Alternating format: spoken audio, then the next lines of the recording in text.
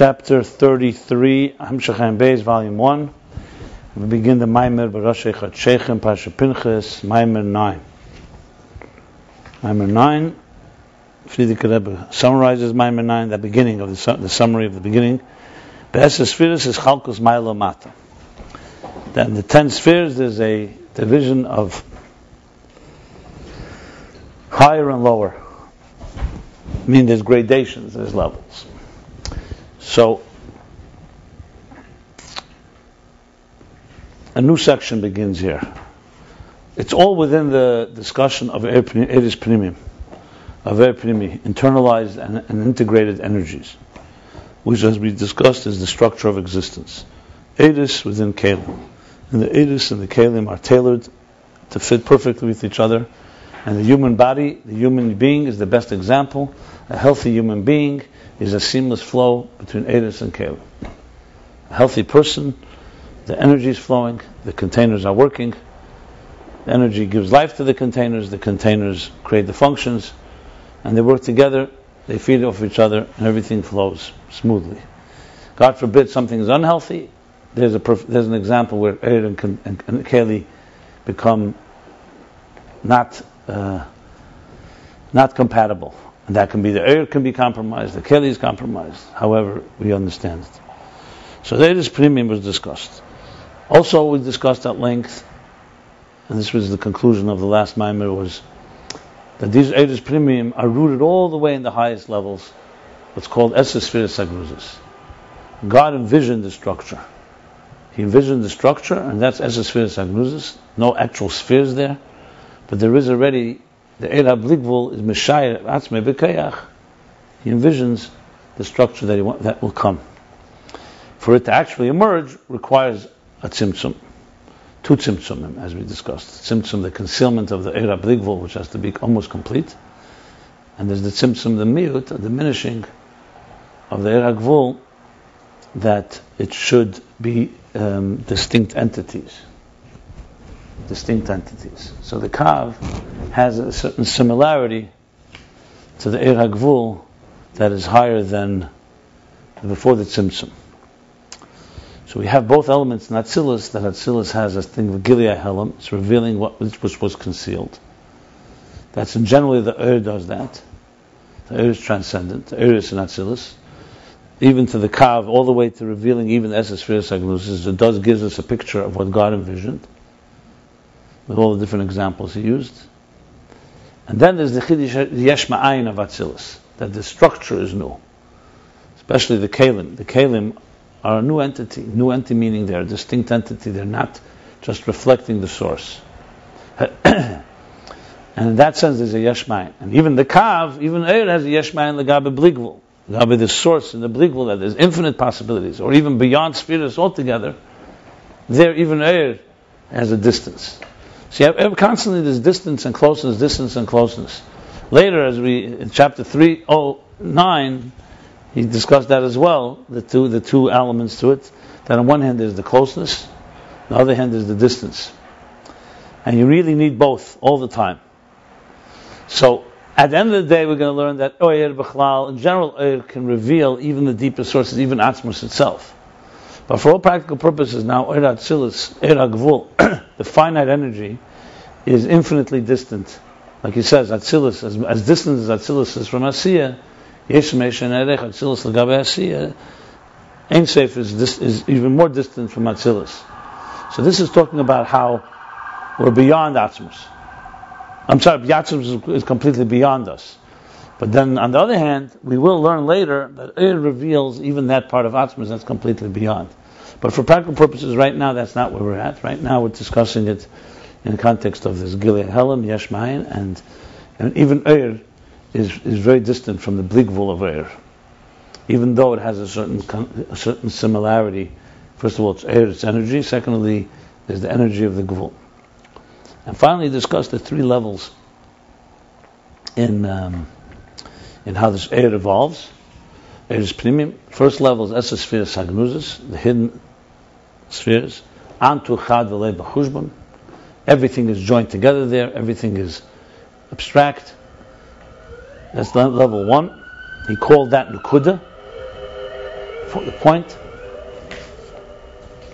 The second level is when it's after the tzimtzum, it's now revealed as distinct entities, but it's still under the influence of the hidden spheres. That's called kav. It's already a transmission, but it's still a transmission that's primarily points and dots. And then comes level 3, which is as it manifests in the containers, and that's where it fulfills Seif Maisa. The end action fulfills the kavanah in the source, and that's when it manifests in containers. That's shetach, the plane, area, space. And there, the eris work within inside the containers.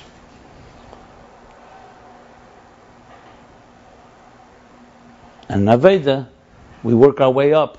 We connect first to the Eragvul, Erabligvul, all the way to the Etzem.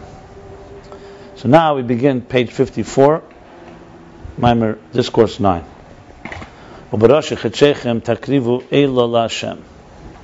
Pasha Pinchas says, Barashi Chetchechem, in the new months, it's about the Korban HaChedesh, the Korban, the sacred offering that was brought in a new month. Takrivu Eila Lashem, you shall offer, you shall sacrifice, you shall takrivu, you shall bring Ha'elah LaHashem. Korban Eilah was a korban that was completely given. All-consuming burnt offering. Right, all-consuming burnt offering is the technical term. Eilah, meaning that all of it was consumed, nothing was left for the Kahanim to eat, or so on, or to Eilah Hashem. That's Chodesh. V'isa b'Zeir, it says in Zeir, V'chikam b'Roshin inu l'sira. What does it mean? B'Roshei Chachechem, plural. How many Roshin? How many heads? How many beginnings does the moon have?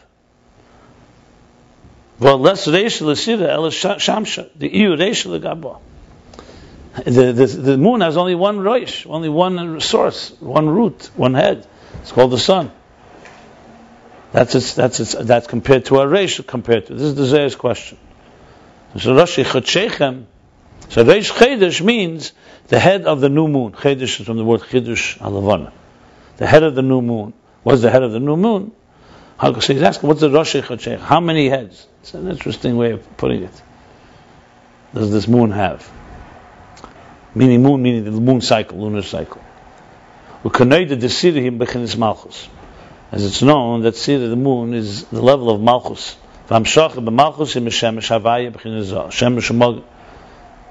Actually, no, he's not saying Shemesh Mogan, I'm sorry. Shemesh Havaya is Taki Shemesh Mogan Hashem Elokim, but Mogan is not, Mogan is the what do we call it? The casing, the sun and its shell, and its shield, yeah. That's not what we're talking about. So he's saying that, so Sira is Malchus, and the transmission into Malchus comes from Shemesh, the sun, Shemesh Havaya, what is that? It's the level of Zah. Let's just spell that out. Zah is Zohar Ampin. Zohar Ampin is Arach Ampin and Zohar Ampin.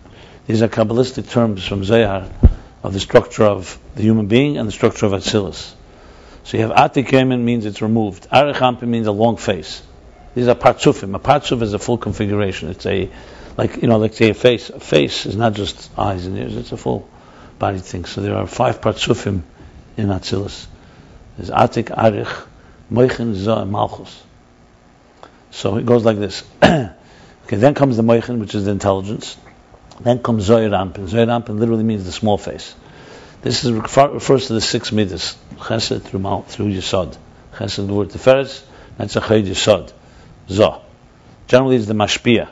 And overall it's the sun. The Zohar. It transmits 6 energies. And Malchus is the recipient, the 5th and final level. It is the moon. And like the moon reflects the sun, Malchus doesn't have Leslam Maklum, doesn't have anything of its own. It receives the energies of the 6 midas. So what is Malchus? Malchus generally is dignity, it's nasus, authority. If you ask what kind of faculty, it doesn't have any giluyim, it doesn't have any revelation. So revelation comes from the higher levels. So when we say David HaMelech was the ultimate of Malchus, that's why David HaMelech didn't have years of his own. He needed the years from others. Its power is what others gave him. That's what the Mashpia gives, yeah. Its power is also what others gave him. As soon as he ceases to give him that power, he's not a king anymore. But this is different. Malchus is the same thing. His power is from the Zohar. No, but it doesn't work that way. What you just said is Emel Blayam. Here, Zoh is the malchut, the keiches of the melech, that he has chochma, bina, and he has midas. So the malchus part, the fact is he could have midas, Zoh, and not have malchus, but you can't have malchus without Zoh, basically. What is Zoh? Not the subject. That's biyah. A melech can't be a melech without a nation that's below him. But what gives a melech the ability to rule is the giluyim, like David HaMelech received from Adam and from the others, the 70 years. That's basically what gives malchus the power. Yeah. So anyway, that's the imke mau in Rosh Hashanah. So since malchus is rooted in Zoh, what is Rosh Hashanah? Will come in many heads.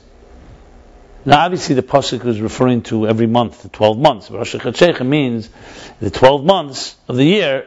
Each one you should bring this offering. But the Zohar is medayik, is the emphasizes, because you could just say Bereish Chodesh. You could say Bereish Chodesh, and Reish Chodesh means every Reish Chodesh. Or you could say Bereish Chodesh.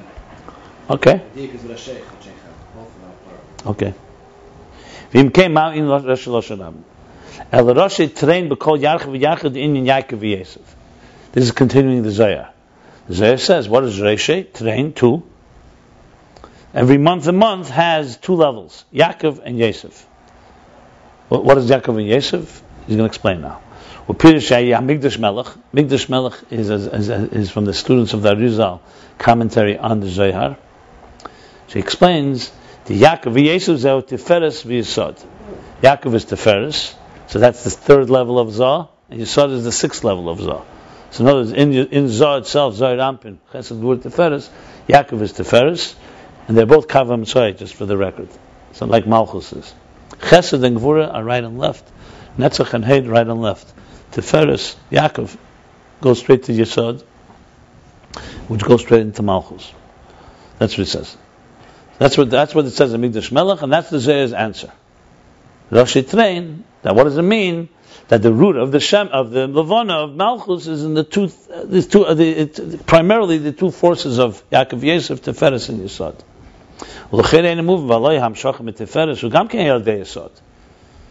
Isn't the transmission from Tiferes also has to travel through Yesod? As it's known, all transmissions come from Yesod. In the human body, Yesod is usually the male organ which transmits seed. Yosef, Tzaddik, Yesod. And in other words, all the Zoh, all the levels of Zoh, all go through Yesod into Malchus. Tiferes also. So he's asking, V'imkein ma mechashev Yesod l'reish b'fnei atzmei. V'nishar akushev v'chim kam reish inin l'sira.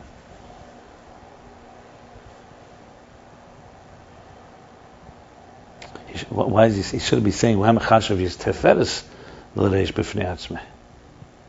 No, because you said it's just a transmitter. It's not a reish. Mm-hmm. The reish is Tiferes and it goes through. You said all them shachs have to go through. He says it's really not much more than a transmitter. See, it almost sounds like Yesod is the Ikar. Even Tiferes goes through Yesod. Okay. Bottom line is, so why is he counting it as a separate head when it really is transmitting all the Tiferes and all the Zoh? But Nishra Kusha and the Kasha remains how many heads does this moon have? So what was the answer? What is the Zohar's answer by saying it's Yaakov and Yosef Tiferes and Yesod? What does exactly the Zohar mean? Okay, to understand this, we have to preface what we discussed earlier. The Ayin is a summary that the Rebbe Rashab wrote later, when he added these beginnings and ends of the Maimer, a summary to what we learned before. The Ayin is the energies of Atzilus. They manifest internally, remember, integrated within the containers. The Atzilus, within the containers of Atzilus. By manifesting within the containers, they become a mehus. The energies become a mehus, a personality, a mitzias, of substance.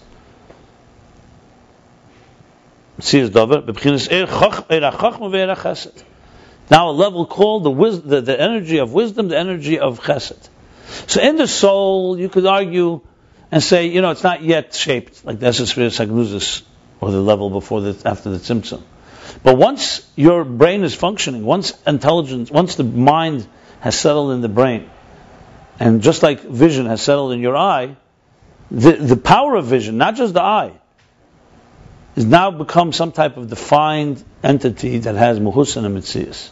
You can define and say, I see something, my mind is conceiving, I'm thinking, I'm understanding, and so on.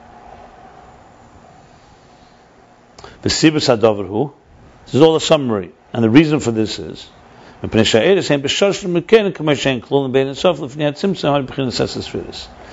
he said, the primary reason is not because of the containers and the energy on its own is colorless. It's because also in its root, its source, even as it's encompassed in the Sof Lifnei Tzimtzum, literally in the essence, in the infinite light, before the concealment, there was also Esespheres. V'hainu, which means it's not just the infinite energy of Ein Sof, of the unlimited energy.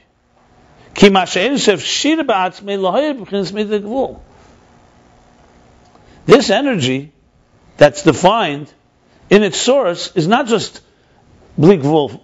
It is how the infinite energy envisioned and set aside, so to speak, and focused on one particular structure, which is called Esespheres. To radiate with a midah v'gvul, with measure and parameters. He's not saying anything new. He's just really repeating. And even though the way they're encompassed in the infinite light, divine light, they're completely formless. They're not in any way unrecognizable, distinguishable entity. In the bottom he says, nevertheless, there's still a level of 10 spheres. And when they're transmitted through the tzimtzum, as distinct spheres,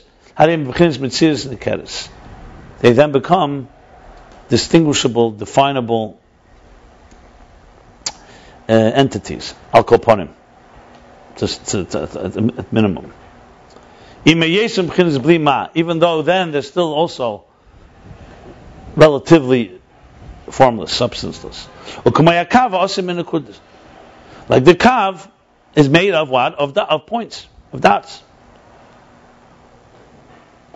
So it's now a kav, it's transmitted. But it's still made of the nekudas, the points which are essentially formless. And there they become now commensurate, they become proportionate to be able to manifest in containers. And once they do manifest in containers, they become like the personality of the containers, an actual defined entity, the level of energy of wisdom, energy of love, of chesed. Chapter Lamed Gimel.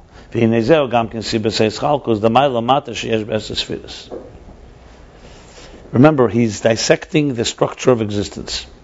So after this whole long discussion for 32 chapters, basically, of what is Pnimi, he's now going to describe and discuss what it actually does, how it shapes the structure.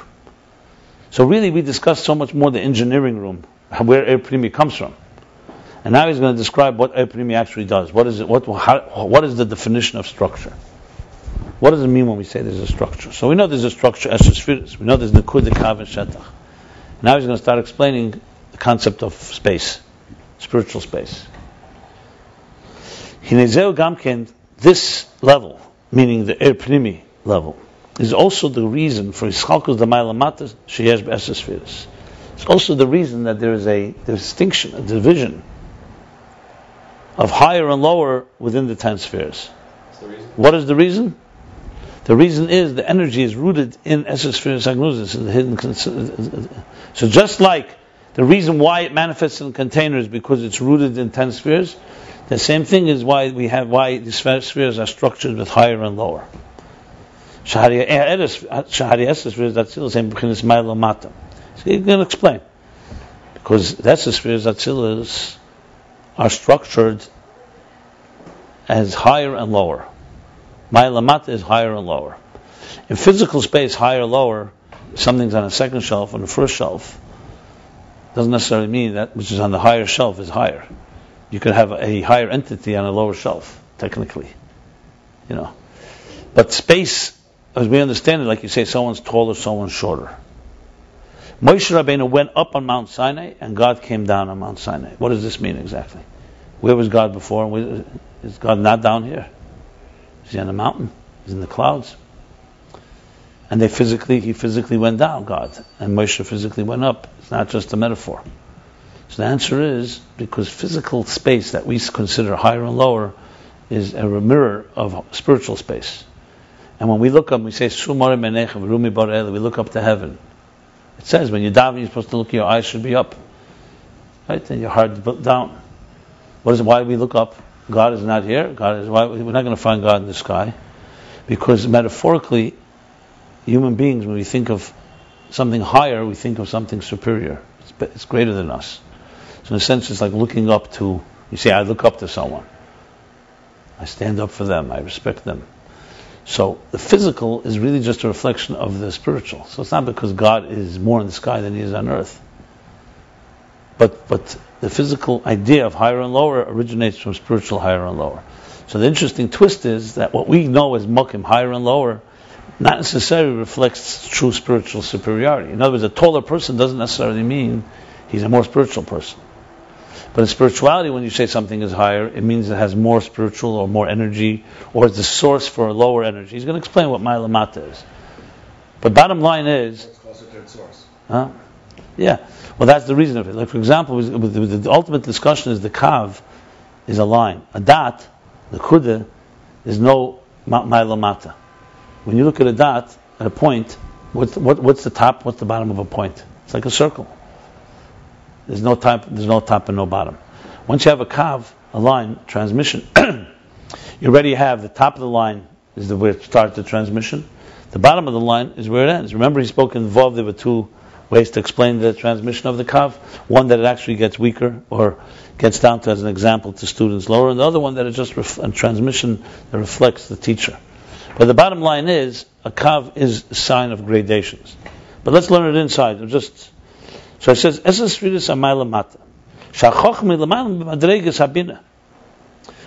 is higher than the level of bina. Now remember, there's no time. So it's not like chochma came first and then bina came a year later or a month later or even a second later. But in essence, bina can't come without chochma. So chochma is higher than bina. You cannot have a comprehension of an idea before you have an idea. You have to first conceive of a spark, and that follows. So what's Maila? Chochma is Maila, higher than the level of Bina. And intelligence is higher than emotions. Ad hamalchut till the last of the 10 spheres, she's safe the koldarig and Atzilus nikramata. Till malchus of Atzilus, which is the last, the low safe koldarig is the end of all the levels of Atzilus. That's called mata. So when you say Maila Mata and Atzilus, Maila is chochma, pnimim, and Mata is malchus. But it's not that physically, that there's no physical space here. So you're not traveling. That chochma is a mile higher than malchus is. But spiritually speaking, what do you say? Maila in mokim in Ruchnius, the Rambam says is Maila.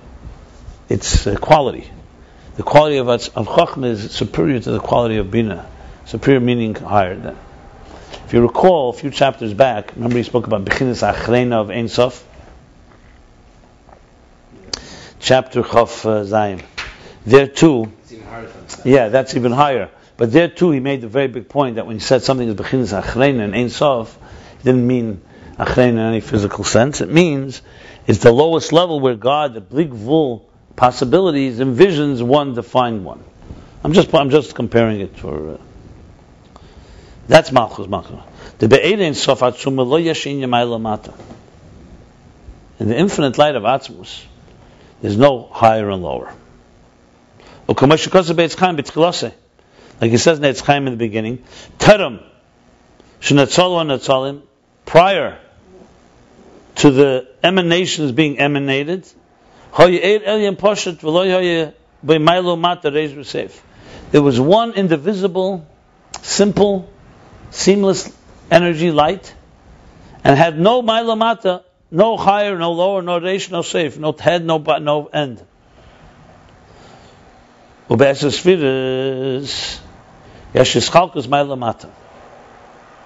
in the 10 spheres there is absolutely a division of higher and lower.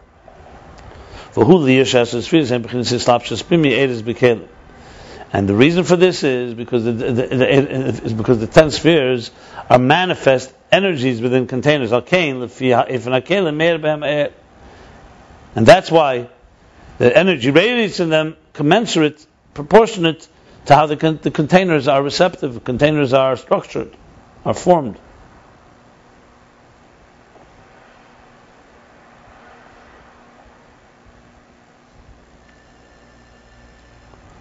So in other words, the same reason they said before, Spheres, they manifest, that's why the energy becomes like the container. So, before the Tzimtzum, you can't say Ma'ila. He's adding now, in other words, that this third level, that besides the fact that the spheres become tangible, and they become Metzias Dover, there's another thing that happens in this third level when they come into containers. It creates structure of higher and lower. This has not been discussed till now. He spoke about Hisarvus, that's all combined. He spoke about Pshittus, it's all formless. It's all in God's vision, God's mind, Shir Atzmei. Now he's adding that what really happens here is more than just it manifests and you have now a distinct thing called chochma. Like for example, I said the human being, once your mind is in your brain and you're conceiving, that's one thing. That's clearly tangible, not like it is in the soul. But there's another thing. Now there's a structure, your body, for example, the reish in the person's body is maila. Now here's an interesting thing. Why do we walk upright and animals don't?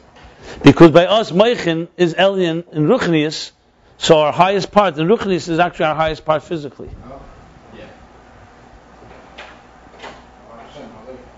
So in essence, when students said that the Yerushalmi says, the time of the Talmud when they learned Gemara, the best students would sit up front, and there was a whole order of how they moved.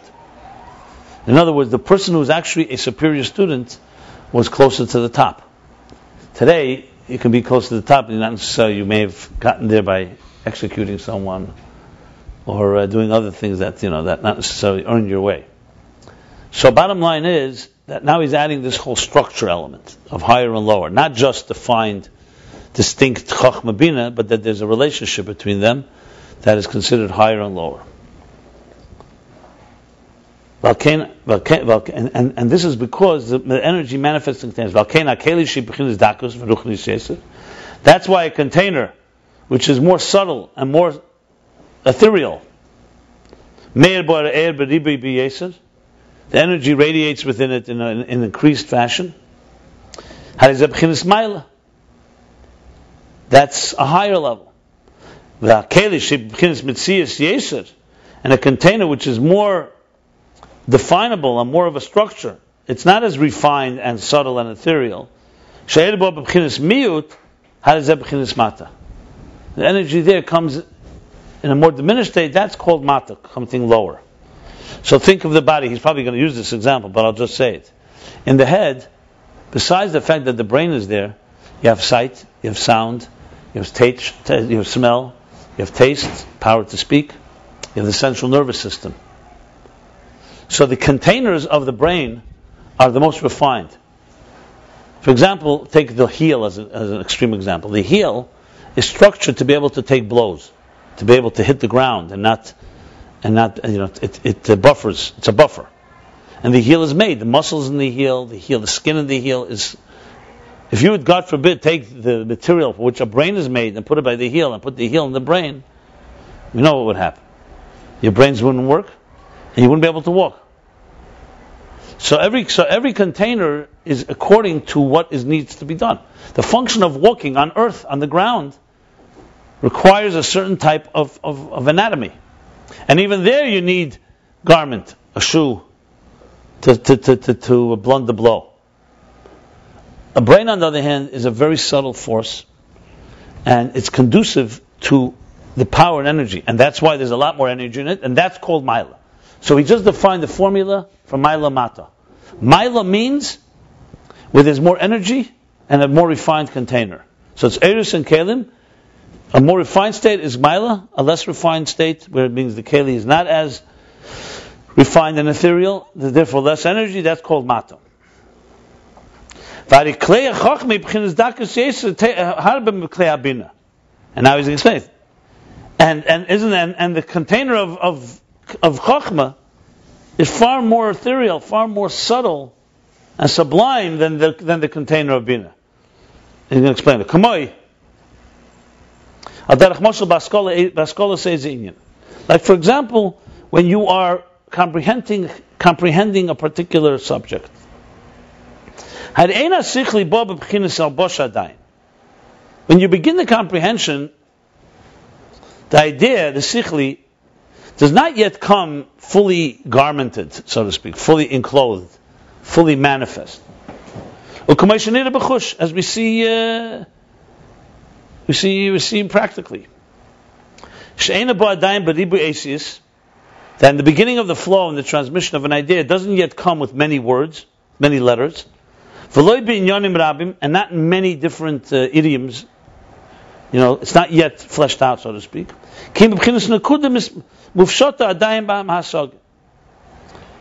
Rather, it comes in a point, a dot, a point, which is abstract and removed from comprehension. That's how every idea begins. Like we spoke, Nukuda Kav Shatach. It begins with a point, which later begins to transmit and develop and be fleshed out. But it all begins that way. That's chochma.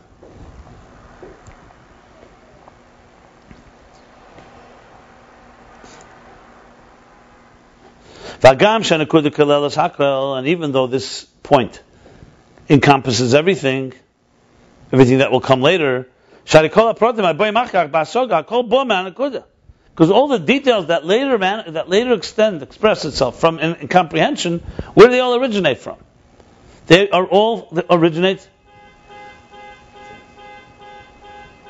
originate from the nukuda, from the point. And in Yiddish he adds for emphasis. Es wird also reis getragen an nukudas haskola. If you know Yiddish, there's a certain richness in the expression. What it means is, Areiz getragen is the key thing. Literally, Areiz getragen means to be carried out.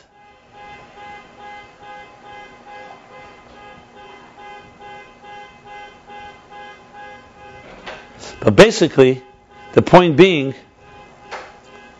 that everything that comes later in a comprehension comes out of, and is derived from, and originates from, stems from the point, the spark, the point of the idea. Chochma.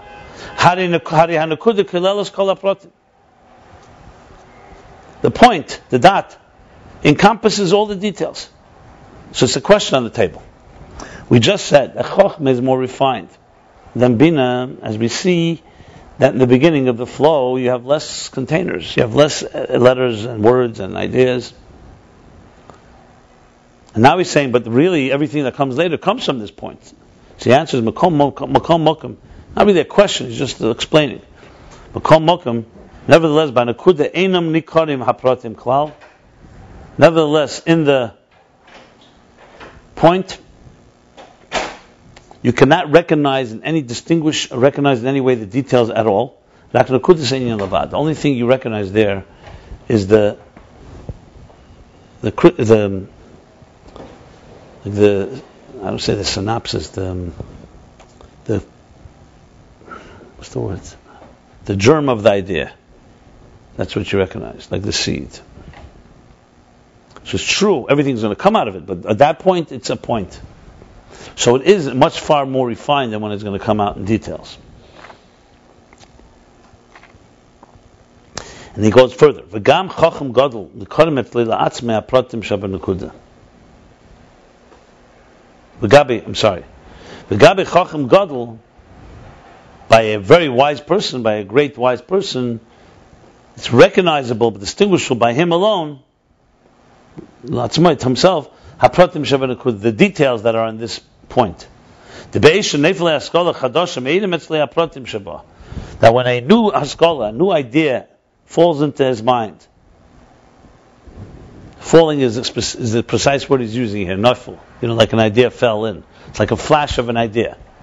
Like it came from somewhere. Where did that come from? By a wise person, in that spark of the idea, radiate the details within it. So he's qualifying it even further. First he said that Nekuda does not have them recognizable, and now we're speaking, and a wise person who sees it, nevertheless,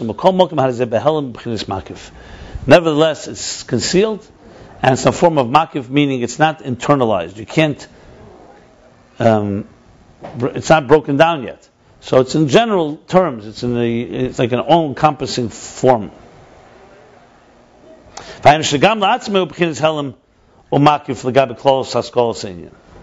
Meaning not just for other people. Even this wise person, for him alone, even who knows all the details that are going to come from this point, by him it's also... Still vague, it's not totally... Yeah.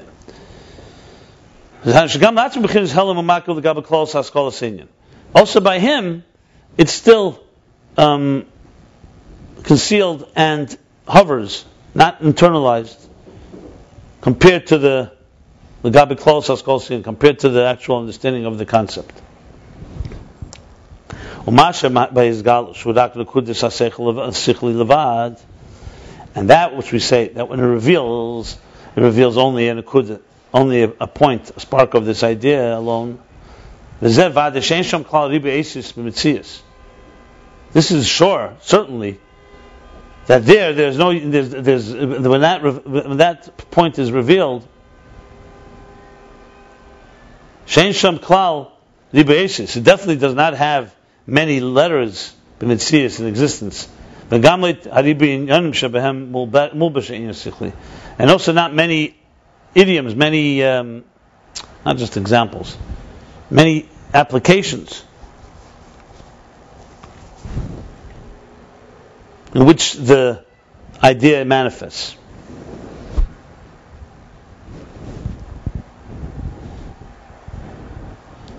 Okay. And this is the refinement of this container. So basically what he said was like this.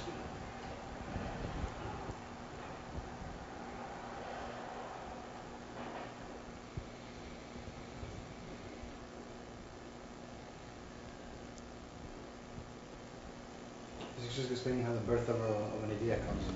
No, but no, talking about the dakus. She said like this, that what creates Ma'ila Mata, higher and lower, is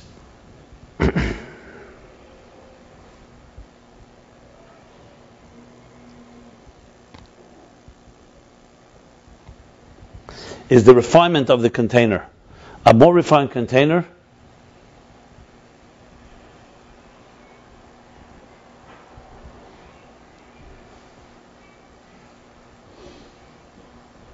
contains a more refined sphere, higher sphere. Contains a more refined energy, and that's called Ma'ila. A less refined container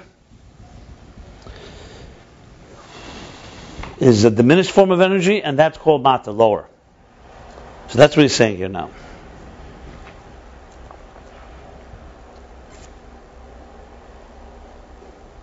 Yeah. Just the spark of the idea, and definitely does not yet have letters and actual containers. That's the dakas, the refinement of the refined container. That's why there radiates a very intelligent idea, in a very refined and exalted and elevated state. And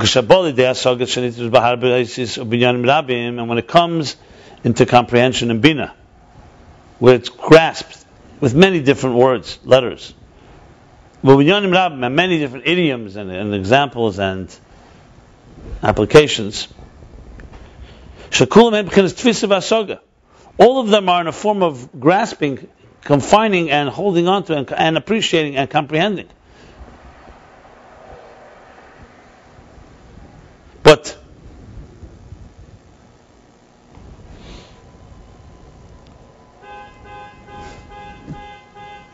and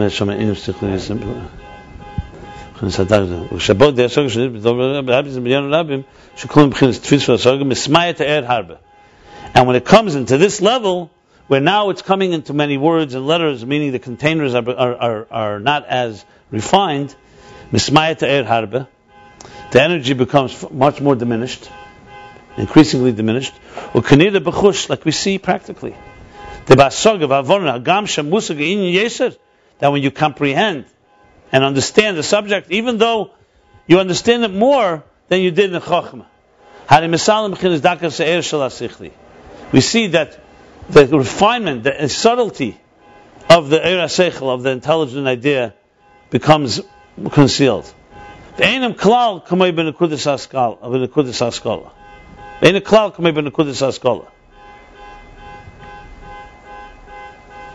It's not at all in the comprehensive level in Bina the way it's in its refined state in the point of the idea. So yes, there's more revelation, there's more explanation, like he says. You understand it better, but you understand it because it's concealed better.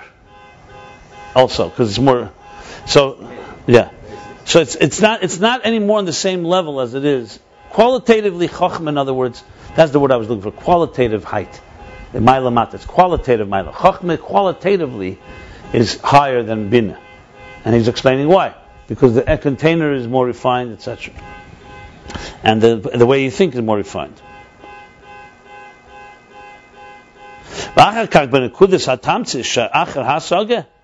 And afterwards, in the summary, in the synopsis, Kudas HaTamtzis is usually seen like this. There's a Nekuda Klal Kedem Aprat, the Nekuda, the point before it comes into details. Then you can study the details, then you come to a conclusion where you summarize it. So that's called the Kudas HaTamtzis. It's a sachakal, a summary, but it comes after the learning. So it's just qualifying that afterwards you come to the Nekuda HaTamtzis, after the Hasaga, after the comprehension. In other words, chochma comes before Hasaga. Then comes a Nekuda afterwards.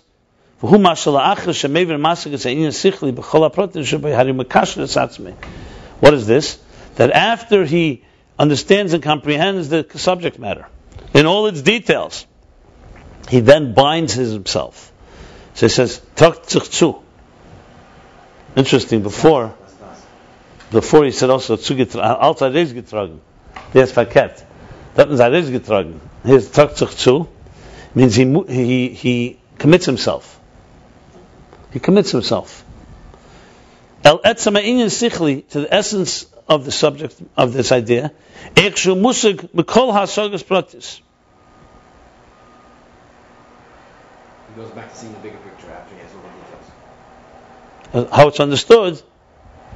He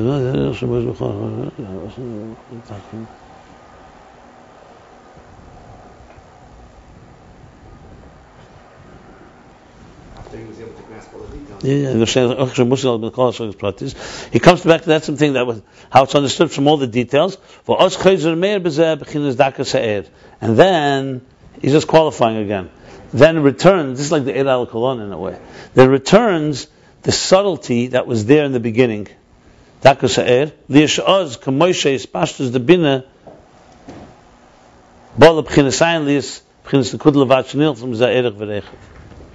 after chochma comes into bina, and you have the comprehension, you go backwards. Basically, you sum it up, and then you're actually going back into chochma. You totally commit yourself to diligence. Yeah.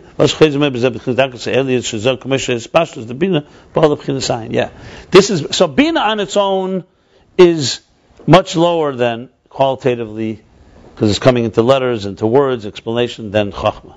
But then comes another stage after you finish the whole process of bina, you return.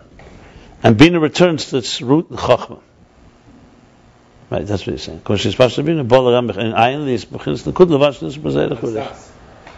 He doesn't say that here. That's where he's going. He's trying to explain how why the kelim are chochma Bina das. Did you see the word das?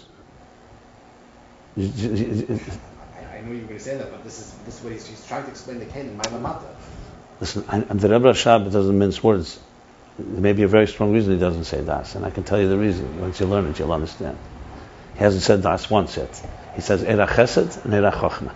If you look, because when chesed nimne, das ain't a nimne. It's not so pashut. Anyway. Yeah, it's a problem to say das also because it's. But what's up fine? He's right now. He's talking about chochma bina and the kudas hatamtzis. Some places the kudas hatamtzis is compared to das. Some places it's not. We'll get there. Like I told, it's very important. My view is to look at this. If there's something missing, we look. If there's nothing missing, just to bring and say, maybe. I'm not saying it's not. I don't see it, and there's probably a reason why. So we have bina, havim b'chochma, v'chochma b'bina, right? So you have bina and chochma. So this is chochma bina, that after bina goes out of chochma and brings it down to details, there's the v'chochma b'bina, that's like is the tamtzis. You come back and bring it back to its takus. This is all in the parentheses, by the way. It's a long parenthesis. Summary or synopsis. This is all the parentheses, right? That began. Am I right or am I wrong? Third line in top. Yeah. Yeah. The right. Yeah. Anyway, he's being very thorough. His point here is not the nekudas hatamtzis. Here the point is the other way around. He wants to say bina is lower than chochma. But just in case you're wondering, there is a process that where chochma comes back into bina at the end of the process. That's all he's going to say. It doesn't negate that bina is lower than chochma. It just means that you can bring bina back into chochma. One second. Yeah. Even this tamsis, even this summary, is not in the same exalted, not the same qualitative level. That's the word. As it is in the original Nekudas HaChochma. In other words, Havim b'Chochma Bina is not as much as Chochma, as Chochma is on its own. Because in the summary, the Nekuda, the summation at the end, the Seichel, in the summary, the Nekuda Satam, it's a point at the end of the conclusion. The Eir Seichel, the energy of the idea, is sensed and it has a tangible element to it. And therefore, even though it's more than Bina on its own, because it's bringing it back to that place,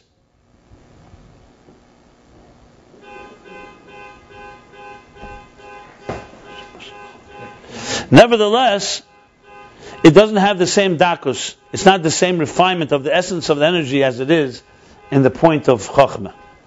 Li is the nekudas ha-chochma, being that the point of chochma, hibchinas ayin, because the point of chochma is the level of ayin, which is substanceless, ayin, formless.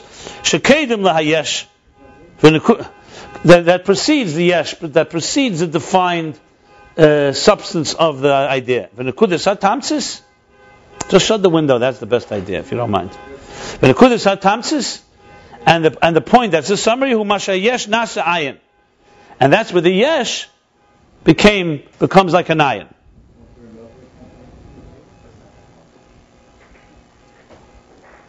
See, here we're saying, so in other words, chochma is ayin, then comes the yesh of bina.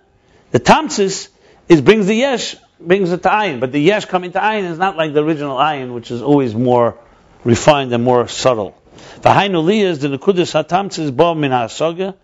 And why is that? Because the bottom line is the point of the summary comes from the comprehension. It comes from bina. Hagam shezo bitl ha'asaga, even though it's a measure of bitl, of so-called subjugating, sublimating the idea. Hainu shlilus kol erich v'rechev, because it's a summary. It's a nekuda. At the end of the day, it's a point, which is shlilas, the negation of anything of width, of length and width. So in that sense, it's similar to the nekuda of chochma, the point before it spread out. Shenas bechinas nekuda, that becomes a summary. A summary is a summary. It's a point. Nevertheless, it has substance and it's sensed. And then he's adding something new. On the other hand, there's a virtue, a quality in the summary, in the refinement and the birur, also refinement. Zakus is zichuch and birur. We once translated that zichuch. Okay, clarity, crystallization, and refinement of the idea, and it's in a form of hisyashvus. It seems that he's adding here that there's a maila over chochma. But he could also say not necessarily over chochma, that just in general there's a maila, that there is a maila in the period. But because what it has here is refining the seichel and hisyashvus. It's now also, see, in chochma there was no hasaga, there's no comprehension. You just have the spark of an idea. So this is not difficult to understand. You have a spark of an idea, concept.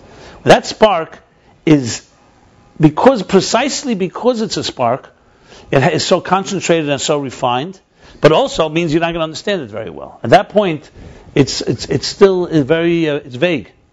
Bina fleshes it out, so it becomes more of a yesh. Now it's erich, it gets erich and echiv. It becomes a kav. A kav meaning it's a transmission, comprehension.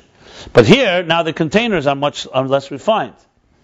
And it breaks them down into letters, into words, and into ideas. Then comes a summary of Bina, which is Chacham, but Bina, that the summary is again a Nekuda, but this is a Nekuda that follows the comprehension. So it's altogether much more influenced by Bina now. But huh? Yeah, because it follows. It comes after Bina, that's why. You can unhold it.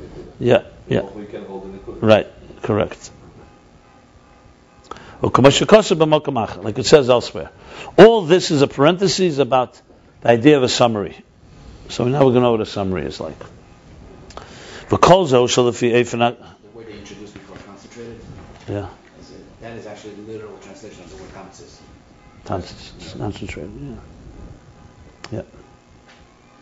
Focus, concentrated. For example, in chemistry, you have pure elements that have not yet been treated.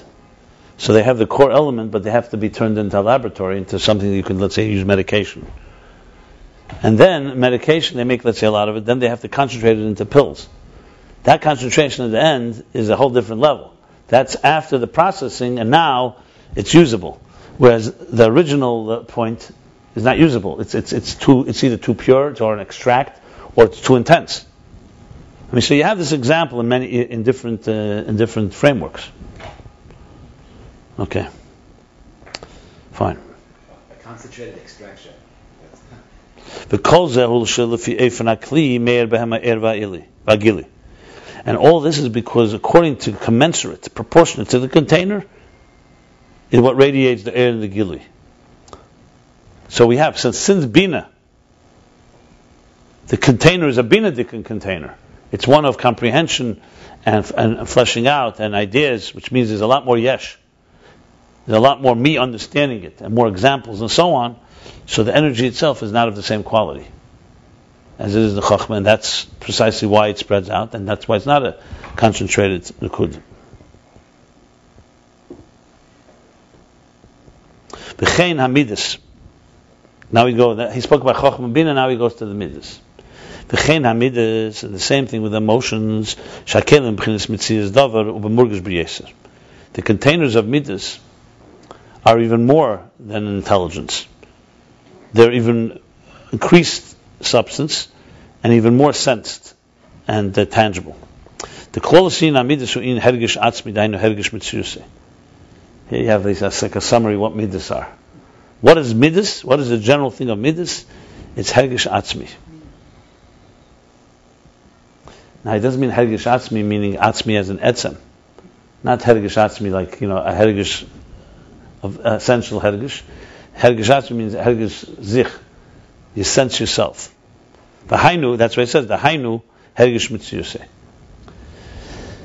It's a very nice taicha. In other words, the definition of midas is sensing yourself, sensing that you exist. There's no midas if you don't feel yourself.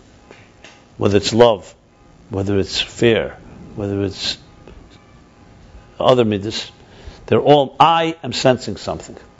In intelligence, he may say it may not, but intelligence, it's not as much me understanding. Bina is a little me, I understand, my understanding. That's a yesh compared to chochma.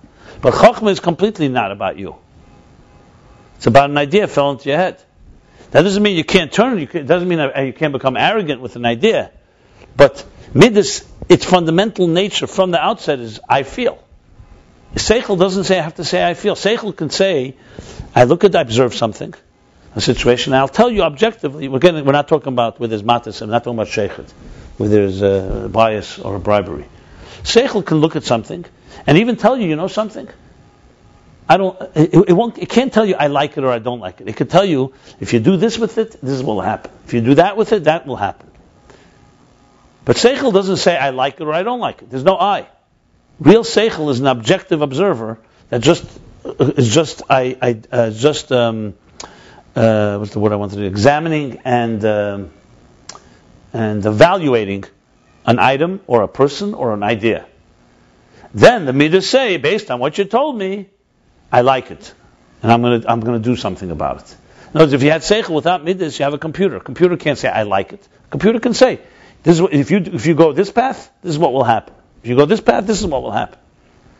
Midas is based on hergish atzmi, hergish mitzusei. Again, seichel could be based on hergish. That's when seichel starts becoming based on a yesh. But seichel, by its personality, its works, its functions, is best when there's no yesh involved.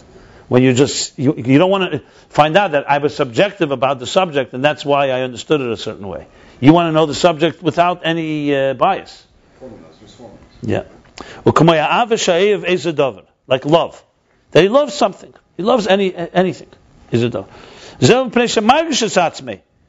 What does love mean? It's not just the thing is loved. You don't say the thing is loved. You say I love it. It's because he feels himself and he feels how this thing is good for him. And therefore it awakens a love, being drawn to it, attraction. And the same thing, the opposite, yira, the fear or awe. He feels the opposite. He feels how it's not good for him. So everything is based on my feeling. Take away me and feelings. Like when you say, for example, talking about Mashiach or other subjects. If someone asks you a question about Mashiach, if you're talking Torah, it's not about my opinion. It's like asking the Supreme Court Justice, do you believe in freedom of speech? His answer has to be, makes no difference what I believe. The Constitution guarantees it. And I am here to uphold the law. The Torah says so and so. So it's not about whether it's good for me or not good for me. This is what it says. This is what it doesn't say. If a person didn't feel themselves, let's say an eved, or like I said, a judge, in that position, of course he has feelings about things. But now, I am now a servant and an agent to the law or to God. It doesn't matter whether I feel I like it or not. This is what is needed to be done. This is not about midas. You don't, an eved, a real eved pashut, you don't ask him whether he likes it or doesn't like it. He does it no matter what. That's his dedication. A soldier. He wakes up in the morning, going to war. You can't say, today I don't like to go to war. It's scary. That's not what a soldier is about. The bilti hergish atzma lo yeseiris hamidus klal. If he did not feel himself, there'd be no awakening of any emotions. In other words, if you were completely bittul b'mitzias, you couldn't say I like this, I don't like it. You could say God likes it, and therefore I like it. But ukanei the delayedus hamidus hemadas tafka sho'inyan hergish. Okay. Because I'll tell you why. Chassidus talks about chochma b'bina, and bina b'chochma is still this galus of chochma b'bina. And that's how he's teaching here. Sometimes it speaks about tamsis. Okay. And koneda, that the birth of midas, of emotions, comes from das, which is hergish. So chochma and bina is not about hergish. Das is feeling it. You sense the idea. In Tanya he says das is iskashus. Odam yodas chavas iskashus. That it's connecting, but it's a similar idea. That's why chet eitz das. Why is it not eitz bina and not eitz chochma? Because they knew in their minds Tevur Rabbah forth. They knew the concept, but they didn't feel it. They didn't taste from it. It's a whole different thing. Once it's das, it's intimate. Das is intimacy. You can know an idea and not be intimate. That's why Mola Aretz Deis Hashem Kamayim Leyam Mechasim. When is it Kamayim Leyam Mechasim? When it's das, not when it's Chochma Bina. Das is intimate knowledge, which needs elaboration, but we'll just continue. What's relevant here is basically das. If you only have Chochma Bina, you have not internalized. You can have brilliant concept, you can have unbelievable fleshing it out, but it could also still remain apart from you. It's like you and the idea are separate. Then there's a point where there's the aha. Like that feeling where you sense it. And that's the bridge that ultimately creates a feeling. So now, let's for example say a guy's going on a date. So his mind is working, hopefully, and his mind tells him, this looks right, this doesn't look. Like I said, how the mind works. The mind doesn't come to conclusions, it just gives you facts. Give me the facts. Due diligence. Then comes a state where das internalizes it to the point I feel, I like this, and I'm going to pursue this. This is how midas are born in the healthy way, where seichel gives birth. So it's not chochma bina do the processing. Das does the intimate sense, and that awakens either ava or yira or whatever other emotion. Yeah.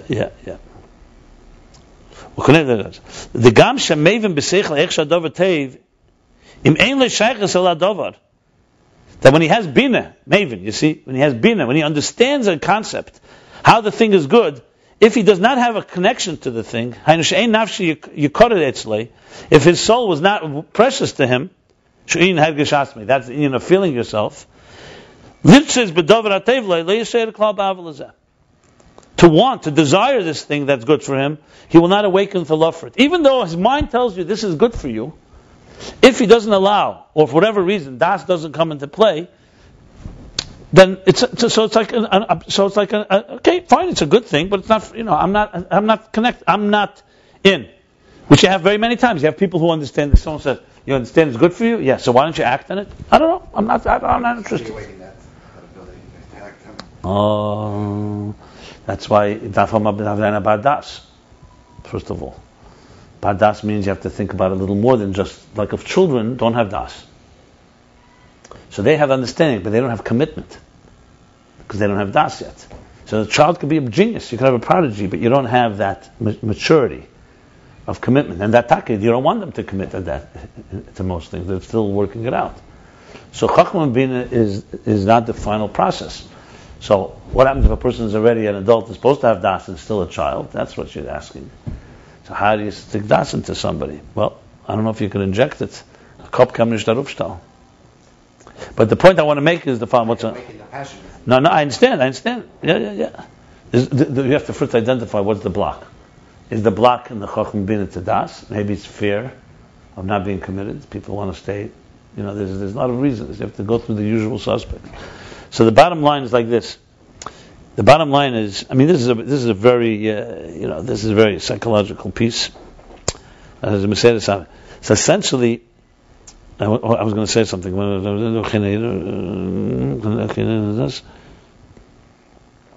The example given sometimes for das, I believe Rabbi Weinberg gave this example for das in Tanya, and that was Magiyat in Shuri B'Sefer Tanya. The mashal is the famous, example where in the good old days you had a reader. People were illiterate, so they didn't read. They hired someone. So a guy got a letter from his family. He couldn't read, so he hired someone to read the letter to him. And the letter had bad news that his father passed away. So while the guy's reading the letter and he starts hearing, he faints. And the reader continues to read. So the reader understands what he's reading. He has chochma bina, but it's not negated to him. So he doesn't faint. This guy doesn't know how to read, but it's negated to him. So that's where he's saying. So you could understand very nice if you don't feel it's negated to you, like the Rebbe is money from us to do something about Mashiach. So we could have chochma bina about it. But if you don't have das, you say it's not my thing, or I don't know what happens. Let someone else do something. I just had to throw that in. Okay, so this is So in other words, if someone, for example, says, you go down that street, it's dangerous. If a person has no self-value, his nefesh, his life is not precious to him, he's reckless. I'm just giving you an example. Same thing. His mind can tell him. He can tell him it's very dangerous. He's reckless. There are people that that do things that are reckless, that are dangerous. So he won't be an awakening of a love. Because the whole thing of emotions don't come only through sense of self. I don't want to say self-interest, because that's not quite the word. Self-consciousness, self-awareness, a sense of self. To feel yourself, self-awareness. Self-awareness has other meanings. It means like you're aware. It's usually here. It means it's basically, it'll come to me. There's good expressions for it. Sense of self. Levad midas atzmim v'tivim. Now he's qualifying. Except for midas atzmim v'tivim, except for essential emotions, v'tivim, and natural ones, habits. She'enam boim mitzad haseichel v'lo mitzad hergish atzmim kim pnei shezeu atzmei mohusei. Actually, not habits. I thought tivim means habits. Atzmim v'tivim means the midas that don't come through observation. In other words, people have natural emotions that are not part of the process. Interesting. See, this is all part of a process where you look at something, your mind tells you good, bad, and if you don't care, or you don't take it to heart, you're not going to be drawn to it or repelled by it. But there's midas atzmim, he's saying, is fundamental midas that are not part of the process that you have to observe. I'm trying to think something that would be like fear of fire or something like that, where you just instinctively. So there, but that's also hergish atzmi. It's just not. It's not a conscious. It's not like you're thinking what's good for me. It's just naturally you're self-preservation. Yeah. It's basically brainless self-preservation. It bypasses the whole way of thinking. Yeah, but it is hergish atzmi. Okay, let's see what he says. Let's see what he says. I don't want to jump. Anyway, he's saying levad such things. She'enim boim mitzad haseichel. Those don't come mitzad. They come v'le mitzad hergish atzmi. This does not come because he's feeling like consciously working on liking something or not liking it. A food, a person, a book. These emotions, these essential emotions that he's talking about, are simply because that's his essence and this is his personality. The ava zeis, he rotzen loy ava. Because this type of ava, meaning natural ava that comes not as a result of a process, that's called will, desire, not love. The midas avi loy shadavar of huma atzmei. The love, the midah of ava, the love of the midah called the faculty, the midas, the emotion called ava, love, is not that the thing is loved on its own. Not because the thing that is beloved is coming from his essence. Because there's a benefit to him, because he sees it's a benefit to him, and that comes through sensing himself. In other words, there's a utilitarian element to it. We need to understand. Okay, let's see what he says here. There's a utilitarian element to it. That means there's something a benefit to you. Not that it's fundamentally something you're drawn to. Let's think for an example. If a person is drawn to eat, I'm not talking about what food. You can't call that a midah. You call that as atzmizdik midah TV. That's like more of a. You're wired that way. You have to eat. It has nothing to do with it. A human being needs to eat, needs to breathe. So it's not because I feel myself and I feel I need something and I want this. I love it. Or I want it. This is something that you must have. So it's a different type of ava. It's ava to. It's a different. You're drawn to it because of your essential personality, not because you sense yourself. In other words, even an eved and a soldier needs to breathe and eat. It doesn't help there. That even if they don't sense themselves and they have no interest, but they need certain things because it's who they are. I think it's more like the difference between liking something and loving something.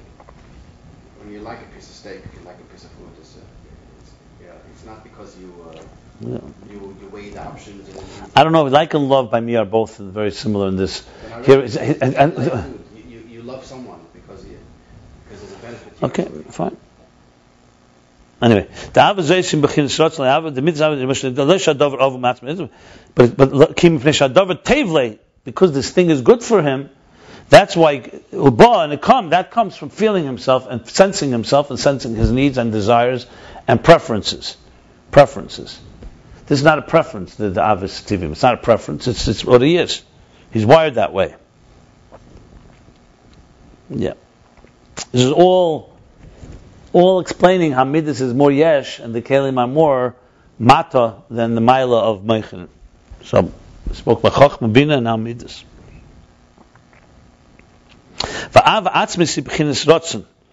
And essential love is the level of desire, of rotzen, of will. And that's he desires something that is his essence and his personality. Like the love of a father to a son. Or the love of a child, a son to a father. The love in here, in this case, is the inyan of desire, will. Because he wants something, the father and the son, because they're both part of each other, same flesh and blood, they want something that is their essence. But does not have to have any rational reason. Which would mean that even that if it was up to a choice, where this child would need not be someone you would choose to be a friend with, because you don't see any benefit in him because he's your son, there's a connection that transcends what your interests are. So it's not about I feel I need something, I feel I want something, I desire this, I don't desire that. A child has a different connection. It's ava atzmis. And that's why desire grasps the essence specifically. Like it says elsewhere, the difference between love and desire and will. Love grasps only the extension, the expression, and the revelations of something. Whereas will, desire, grasps the essence of something. Like the love of a lover to his beloved. Now he's bringing not a child. A conditional love with an ulterior motive. The sibus.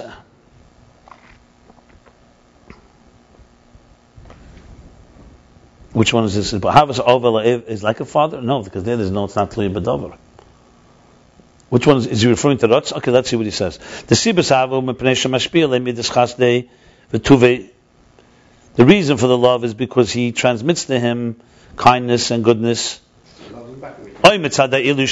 because he loves him because of his qualities. For this he needs to have a meditation, contemplation. To contemplate on the good and the kindness that person is giving him. No, so he's not talking about Ratzon here. Now he's talking befedish about, he's talking about the love that, the emotions, the real midah. The natural midah, the midah of, that's Hergish Atzmei. Okay, so 1 second. So he's talking about now the difference between Ratzon. So Ratzon, he said, is not B'tam V'das. That's why Ratzon grasps the etzem. Like he says elsewhere, the difference between Ratzon and Avid tefes b'shtas. Okay, Mashinga Ratzon. Okay, right. Okay. Another reason that he may be drawn to him. I know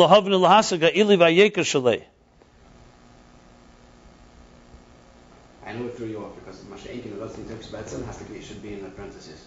Then you say what to read about. See that? No. It is a continuation from before. It's just that. There's a period after it. That's fine. Okay. Then he starts. He's saying the difference now between Ava and Ratzon. That's what he's explaining. So Ava is connected. There's a reason for it. The reason could be because he's getting goodness from him, or because of the qualities he has. For this, he needs to meditate on it. Or he has to understand and appreciate and comprehend the quality and yeker, the value, the preciousness of that person.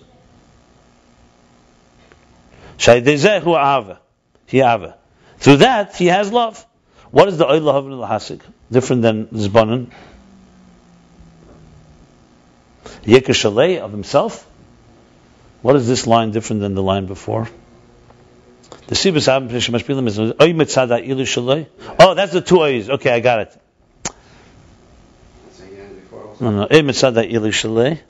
Had it tzarich l'zbanan z'das. Oy lahavin l'hasik ilu v'yeker shalei. I guess he's explained. But what's the oy? Why is the second oy? His own personal benefit or the other person's greatness. That we're differentiating between the two. First, he says that the reason for it is because that person is giving him goodness and kindness, or because he sees a quality in him. So for this, he needs to meditate, contemplate on this goodness. There's mashpia. Oh, that's the two things. Bateva chesh mashpia, and the oy is the second. In other words, he has to contemplate on the goodness the guy is giving him, or he has to understand and appreciate the second thing, the eli. Yeah, the guy's quality. Yeah. It's okay. It's just. You're right. Okay. And through this comes the love. And therefore, naturally, inevitably, or what the love that what grasps his love, what gets his attention, is not the essence of the other person. It's the extension, the expression, and the revelation. Because he doesn't care about the person's essence; he cares about what he gets from it. Either the goodness, the kindness, or the person's qualities. Right. And in this external expression and revelation is what he connects, attaches to, and cleaves to, and clings to.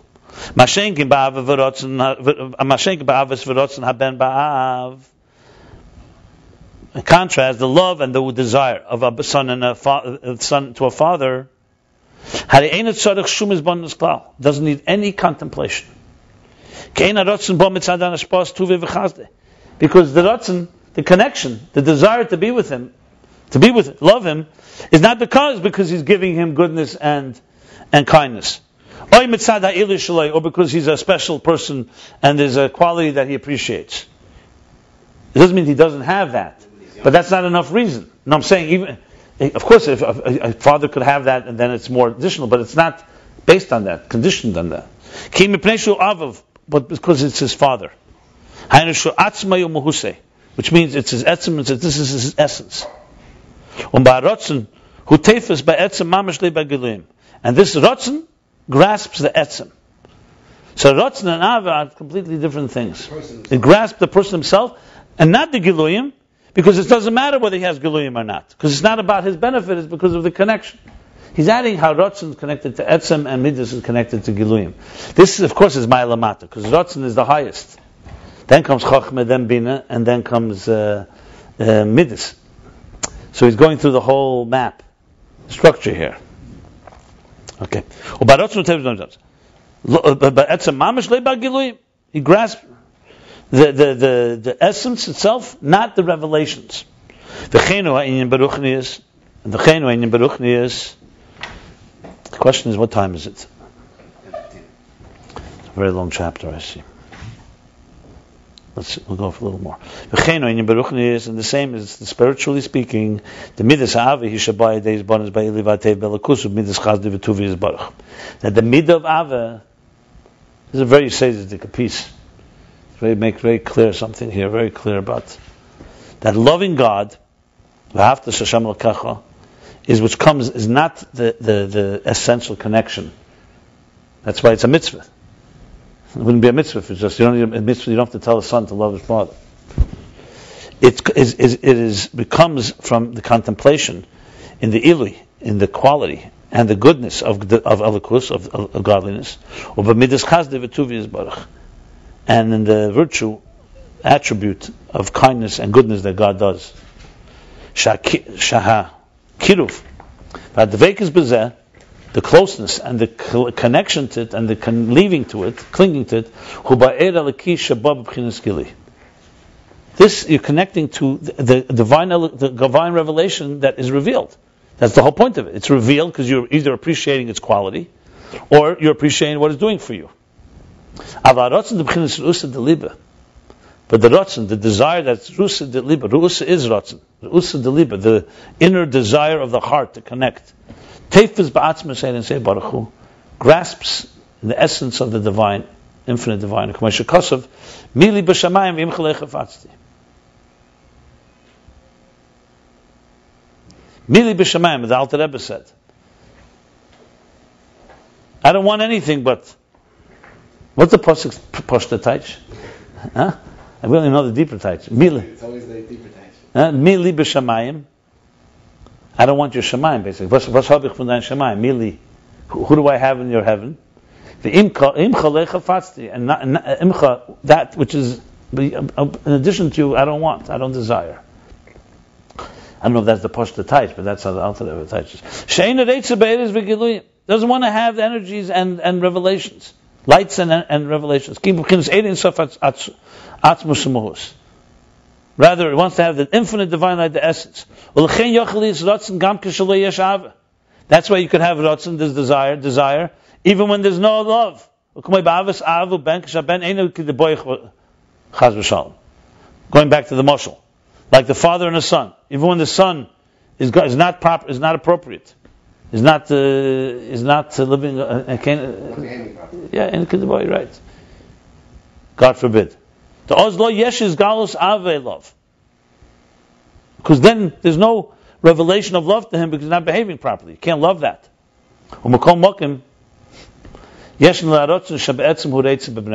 Nevertheless, he has a desire and connection because essentially he wants his son.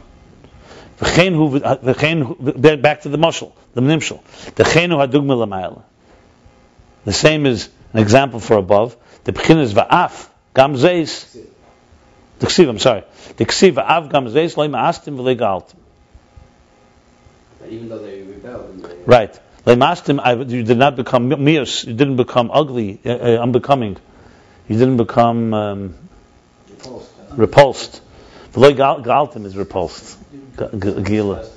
Disgusted. Okay, mastim is most like repulsed and disgusted. This goes by the whole thing where that even though the levushim got all dirty and everything, right? Like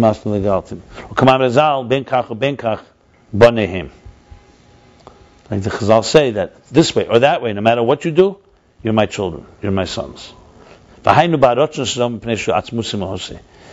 means this, and this is referring to the rotzen, the desire.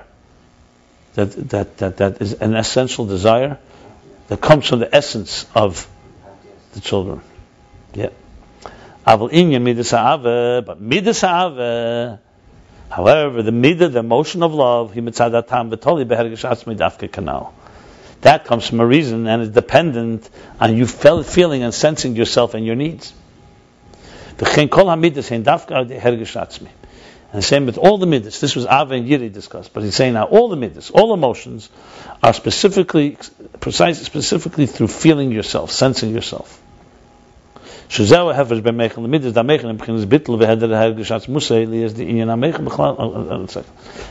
difference between the cognitive faculties and the emotional faculties, the mind and the heart.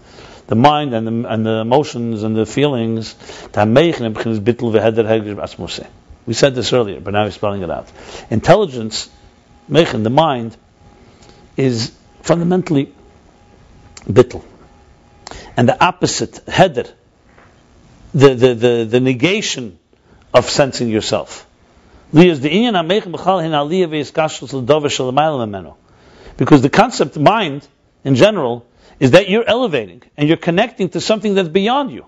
That's what your mind is doing. It's taking you to a place that's not about you. The bribery, sheikhid does that. Where you bring the mind, it's all about me. Whatever you think about it, it's not you. But you want to comprehend something new. You want to hear something new, learn something new. So you connect to something beyond you. This affects a negation, a nullification of your sense of self, like it says elsewhere. And emotions are specifically about my feeling, what's in it for me. And that's why this is the Mailamata. The revelation in emotions is much lower than the one in mind. V'agam shezeh gufa masha masig es tev hadover, he says below.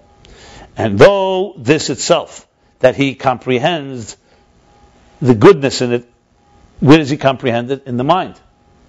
He said that before, that the mind comprehends, but if you remember, it still doesn't mean there's midas. He's going to answer it. So the chayda, right, there's something in the mind. The mind just tells you that the thing is fundamentally good. It's not bringing you into the picture. It's saying the thing is good. But it's not. Is it relevant to you? Like it could be. B'loshen Rabbeinu.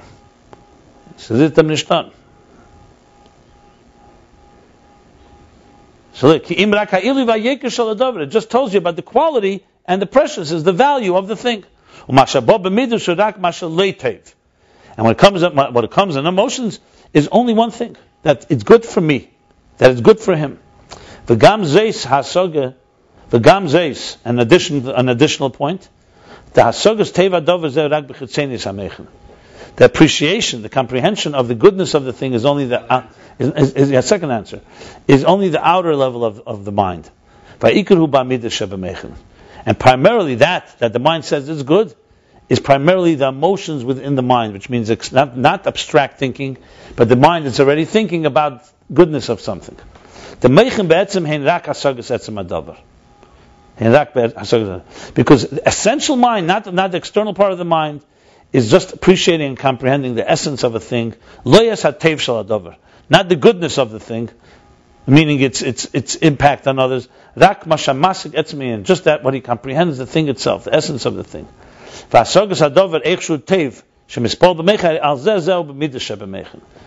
the comprehension of the thing, how it's good, and in his mind he has like an excitement, a mispal, he's affected, he's influenced. On this, that's already midas shebemeichen. That's the emotions that are within the mind.